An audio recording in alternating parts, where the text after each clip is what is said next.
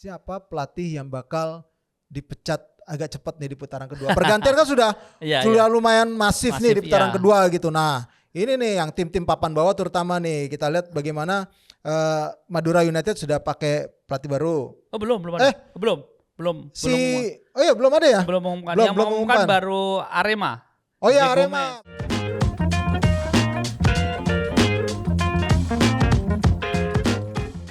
Welcome back to Discord, diskusi olahraga bareng Rais dan kembali bersama S2 Ernesto.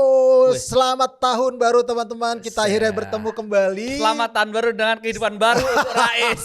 Mantap. Thank you. Dan kali ini kita ingin mengucapkan juga nih, ada hal baru juga bagi timnas ya. Terima kasih Coach STY yang sudah memberikan sesuatu selama karirnya bersama timnas Indonesia. Dan saat ini sudah dipastikan digantikan oleh Patrick Kluivert. Kita doakan yang terbaik untuk timnas Indonesia ya Mas Esa. Ya, yang pasti ini mengejutkan. Ini keputusan PSSI. Kita tidak akan bicara itu lebih jauh. Betul. Karena sebenarnya Liga 1 di putaran mulai rame lagi. Gitu. Ini putaran kedua dan minggu ini adalah pekan pertama putaran kedua. Betul. Dan Persib Bali United udah ya? Udah, yang partai tunda ya. Itu partai tunda pekan ke-12. Iya, hasilnya seri ya. Hasilnya seri. Ini nyaris kalah nih Persib. Betul. Tapi di menit ke-90 berapa, ya Bestroni kena kartu merah. Iya. Setelah beberapa menit, 2 menit kalau nggak salah ya, setelah kartu merah, golnya Franka. Iya, makanya. Back tengah rasa striker katanya. Dan itu juga sekaligus membuat Persib tidak terkalahkan. Yes. Dan juara paruh musim sudah pasti. Sebelum pertandingan itu ya. Jadi menguatkan juara paruh musim dia. Betul, tanpa terkalahkan loh. Poinnya 39 di atas Persibaya yang 37. Iya, benar. Ini memang menjadi salah satu hal yang positif dari Persib. Selama putaran pertama mereka tidak terkalahkan walaupun di kompetisi antar klub Asia mereka gugur, gagal berprestasi dengan baik, tapi di kompetisi lokal mereka membuktikan masih konsisten, masih menjadi yang terbaik sejauh ini di Liga 1. Dan ini tentunya menambah optimisme. Gue juga melihat pada putaran kedua ntar Persib juga akan langsung mencatatkan salah satu tim yang bisa membuat sejarah dengan main lagi di Papua ya. Setelah berapa tahun ya? PSBS tapi sebelum menuju itu jadi setelah pertandingan kemarin Bojan Hodak punya harapan. Bojan punya harapan walaupun setelah pertandingan dia Bojan Hodak tetap kecewa dengan wasit lah, dengan pemain Bali yang guling-guling lah gitu.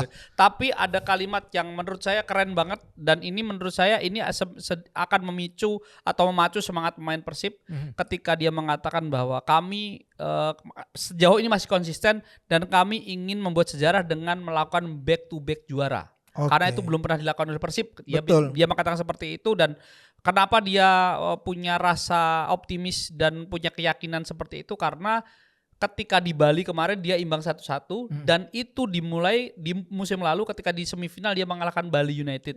Jadi itu jadi bukan menjadi modal utama tapi jadi sedikit patokan dalam tanda kutip seorang Bojan Hodak ketika timnya atau Persib Bandung selalu dipersulit Bali ternyata tidak demikian dengan kondisi terkini dan sebelumnya. Jadi benar. Itu yang menjadi modal optimisme seorang Bojan Hodak untuk bisa membawa Persib Bandung back to back juara, mungkin mengikuti jejak Bali United. Gitu. Iya, dan Persib ini termasuk tim yang tersubur kan? Iya. Kebobolan paling dikit juga. Iya, yang pasti semua pemain Persib bisa cetak gol. Dalam artian bukan semua ya, tapi maksudnya mayoritas bisa cetak gol.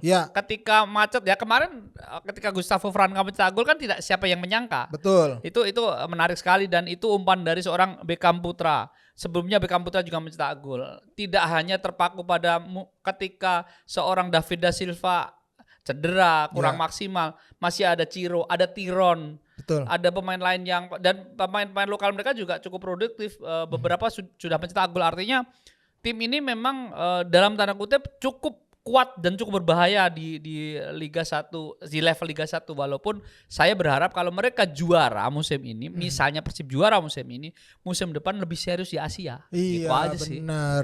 Ya, kita berharap seperti itu karena memang secara produktivitas gokil. 30 gol sama seperti yang dicatatkan sama Dewa United dan mereka memang paling sedikit kebobolan yaitu baru kebobolan 12 gol. Ini tentunya menjadi catatan positif secara ketajaman mereka tajam, secara pertahanan juga kuat. Tidak rapuh gitu dan ini tentunya menjadi hal yang tampaknya ingin terus dipertahankan oleh Bojan Hodak. Terus kita berlari soal sejarah tadi yang gue singgung. Ini akhirnya PSBS Biak kembali ke Papua tapi main di Jayapura. Pakainya Stadion Papua Bangkit atau Lukas NMB. Masih namanya Lukas NMB ya? Dipakainya nama Lukas NMB. Iya. Akhirnya dipakai Lukas NMB. Ini menarik sekali. Sebenarnya kalau ngomong PSBS Biak ke Jayapura itu jauh juga. Jauh. Naik pesawat lagi. 817 kilo. Iya. Kira-kira seperti itu. Jadi saya baru ngitung nih antara Stadion Cendrawasih ke Stadion Lukas NMB itu sekitar 817 kilo kalau kita naik mobil. Jadi naik mobil itu lewat darat, lewat laut gitu. Kalau naik motor itu lebih pendek, 809 kilometer. Jadi ini ada menarik, dari kemarin saya mengutip dari teman-teman Jubi ID itu supporter mereka dari Ordo Napi Biak itu bikin tur naik kapal Jadi mereka itu tur naik kapal dan biayanya tahu nggak? Menurut saya cukup murah ya untuk orang Jakarta itu 250.000. Sekalian tiket pertandingan. Pulang balik ya. Jadi pulang balik itu 250.000.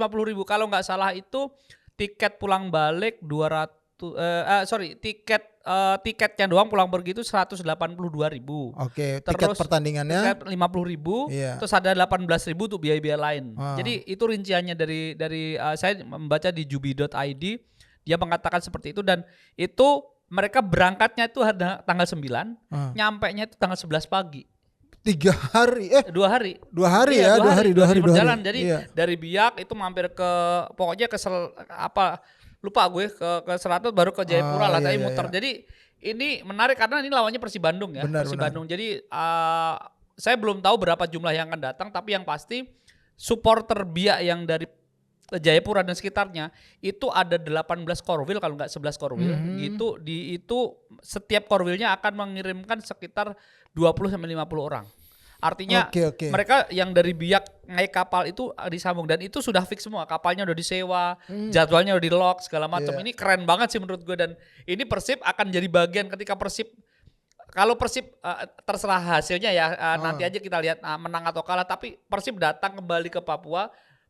Tim ini juara bertahan dengan kedalaman skuad bagus, dan sekarang adalah juara paruh musim, datang ke PSBS Liga 1 kembali ke Papua, dan yang datang pertama kali itu Persib. Ini menarik banget. Betul. Dan ini akan menjadi magnet ya, memang menjadi gula juga karena Persib biar bagaimanapun apalagi juara paruh musim sekarang peringkat pertama pastinya juga menambah animo dari supporter ataupun penonton di Papua ya. Memang diharapkan kan memang PSBS ketika mengembalikan tim mereka ke Papua berharap ini bisa membangkitkan lagi atmosfer sepak bola di Papua, karena kita tahu memang saat ini tim Papua hanya berlaga di kasta kedua. Ada Persipura yang memang sudah gagal playoff promosi, dia sudah pasti playoff degradasi, dia akan bermain di situ. Kemudian Persewar Waropen juga agak terpuruk musim ini di Liga 2. Persipani Paniai gagal ikut Liga Nusantara. Harapan juga Wanal Brothers. Dengan harapan Wanal Brothers di Liga Nusantara. Tapi yang pasti memang hadirnya PSBS Biak masih di kompetisi kasta tertinggi sebagai wakil dari Papua. Ini tentunya akan menjadi suatu kebanggaan juga bagi masyarakat Papua kan di sana. Paling tidak ini adalah musim pertama PSBS sebagai tim Liga 1 ya, bermain di Papua. Walaupun memang sebenarnya Biak sama Jayapura itu juga jauh gitu, tapi paling tidak tradisi Liga 1 atau kasta teratas Liga Indonesia ada di Papua itu kembali lagi ke tanah Papua, karena sebelumnya mereka bermain lebih banyak di Bali gitu. Benar, dan ini udah membuktikan Liga 1 benar-benar dari ujung timur ke ujung barat. Dari Sumatera sampai ke Papua. Terakhir itu musim 2020 ya. Iya. Yang ada dari Aceh, Masih ada Semen Padang Aceh, Persiraja ya. Persipura. Iya benar. Itu jauhnya. Untung habis itu kan pandemi tuh, terus pertandingan home sistemnya sentralisasi gitu. Kalau itu normal, wah itu nggak ngebayangin tuh kayak apa jauhnya itu. Iya itu dia, kita berharap memang atmosfer sepak bola Papua kembali dan ya tambah makin menarik lah Liga 1. Nah terus putaran pertama ini juga udah selesai. Tadi kita udah bahas, salah satunya adalah Persib menjadi juara paruh musim. Di bawahnya juga klub tradisional yang kuat.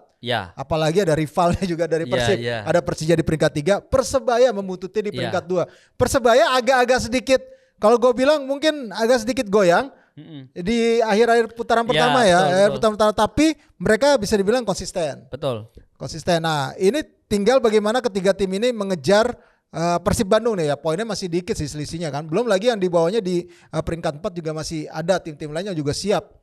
Sebenarnya ini kaitan kalau ngebahas dua tim ini, terutama Persebaya itu kaitannya dengan pemain ya.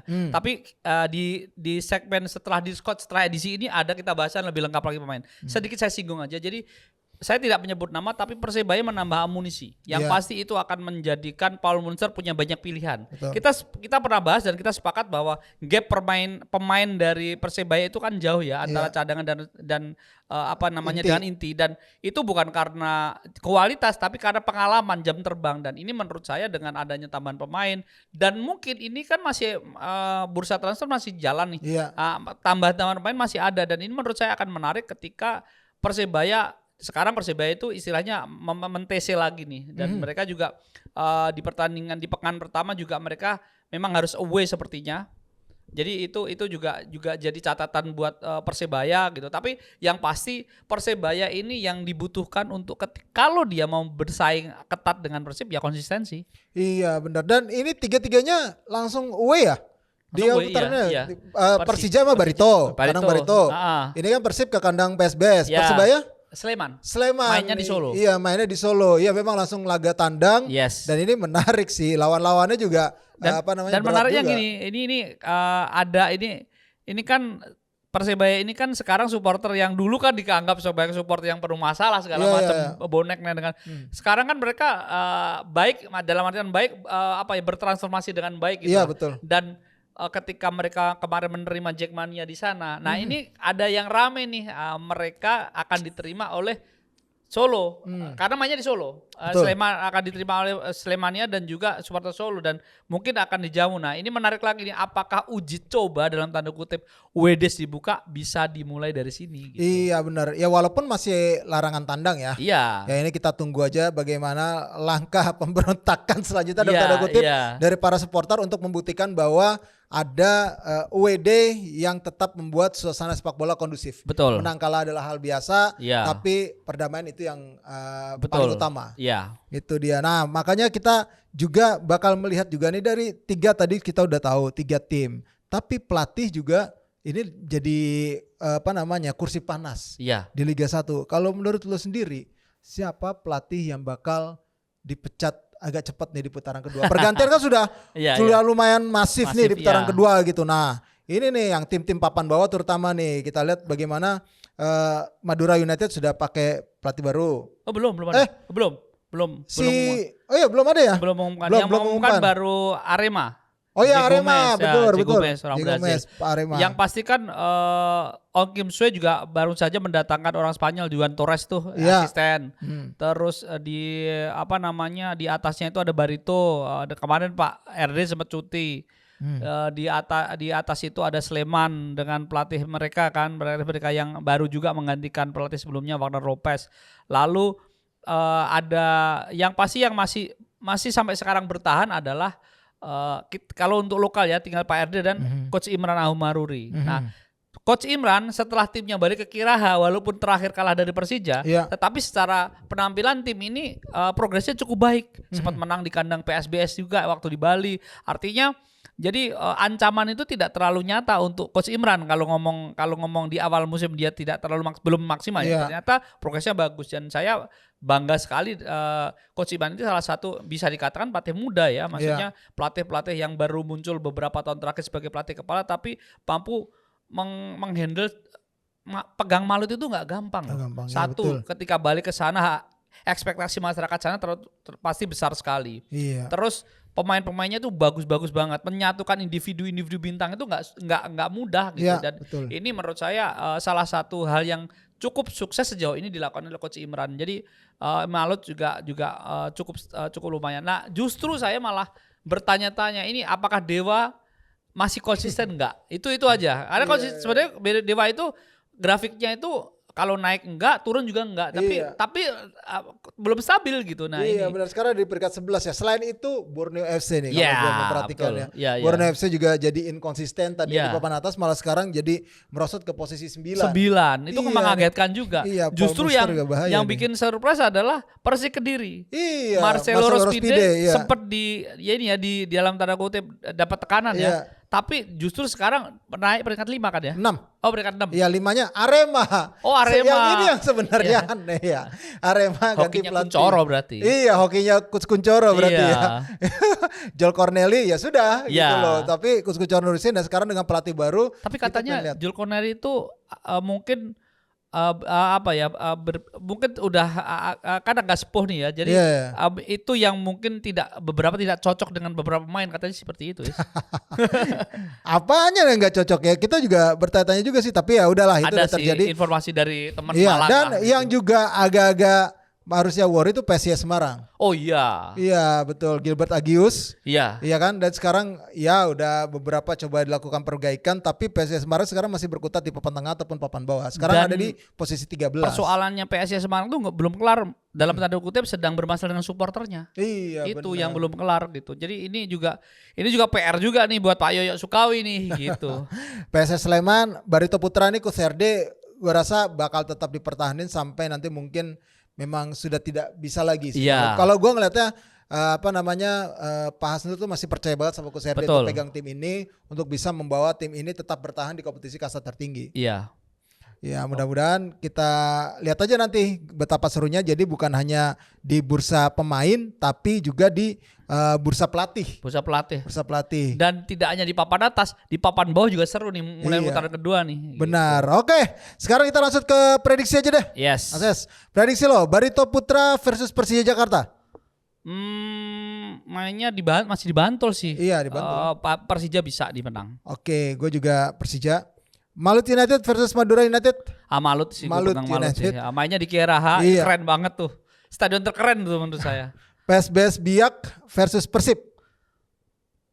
Kalau nggak imbang ya Persib bisa mencuri poin di sana, bisa mencuri kemenangan, tapi lebih cenderung imbang saya. Lo imbang ya? Iya. Gua sih kayaknya ya imbang sih. Iya. Juga. Terus PSS Sleman versus Persebaya. Mainnya di Solo. Ini sebenarnya ujian buat Persebaya, apakah mereka konsisten atau enggak. Ini kalau nggak imbang tuan rumah bisa menang nih. Oh ya? Ya, gue sih prediksi gue gitu. Dewa United versus Arema. Mainnya di Pakansari, Dewa bisa menang nih. Oke, Persita versus PSIS Semarang. Persita PSIS gue cenderung pegang Persita dengan beberapa pemain baru mereka yang menurut saya itu oke. Oke. Terus Bali United versus Persik Kediri. Bali United versus Persik Kediri. Mainnya di Bali ya? Iya. Bali sih. Gua ya Bali. Terus Persis Solo versus PSM Makassar. Nah di Solo ya? Iya. Persis Solo harusnya bisa menang karena sebenarnya PSM kan kecapean. Kemarin kan tanggal 8 main di Kamboja. Menang 1-0 sih, mereka lawan PKL Swarieng, tapi harusnya ini bisa momentum ini dimanfaatkan oleh Persis Solo termasuk dengan pemain barunya mereka gitu. Kayaknya ini udah mulai ada chemistry yang oke sih harusnya dia sama Persis Solo ya. Iya. Terus Borneo versus Semen Padang. Di Borneo Padang sih. Ya? Enggak, di Borneo. Oh, di Borneo. Oh, Borneo gue. Borneo. Gue masih Borneo. Ya. Oke, itu tadi prediksi kami. Sampaikan juga prediksi kalian. Yes. Bakal seperti apa prediksinya di Liga 1 dan mungkin kita juga punya harapan ya dengan pelatih baru timnas. Yes. Supaya Patrick Kluivert lebih banyak lagi menonton Liga 1. Kalau dari omongannya Pak Eri kemarin tanggal 12 akan ketemu dengan beberapa pemain Liga 1 Patrick Kluivert. Ya harapan saya adalah ini bermain Liga 1 musim ini bermain dari Padang sampai Papua. Saya berharap Patrick Kluivert sering-seringnya traveling. Iya. Sekalian scouting. Betul. Gitu. Jadi ya, Liga 1 berarti pemain timnas yang di Liga 1 berarti. Iya, minimal Liga 1 dulu deh. Iya, benar. Liga 1 karena katanya kan pelatih Liga 2 tuh salah satu asistennya kan gitu. Nah, tapi bicara Patrick Kluivert dia sekalian traveling, sekalian scouting, nonton di Liga 1. Jadi agak dia bisa dekat. Dia bisa melihat langsung bagaimana potensi pemain Indonesia yang ada di kasta tertinggi. Betul, itu dah. Kita harapin yang terbaik buat timnas maupun Liga 1. Sampaikan terus kolom komentar kalian tentang Liga 1 maupun update terbaru dari Liga 1 di kolom komentar kita. Jangan lupa untuk follow sosial media dari Skor Indonesia, baik itu di X, Instagram, TikTok dan juga Facebook. Dan kita jangan lupa untuk subscribe Betul. Channel YouTube-nya Skor Indonesia. Kita juga masih ada di Noise, dan untuk teman-teman yang butuh berita-berita yang daging, yang eksklusif, yang bermanfaat, ada di skor.id dan salah satunya ada di Skor Spesial. Oke, dengan demikian gue Rasetan. Resto. Sampai jumpa lagi.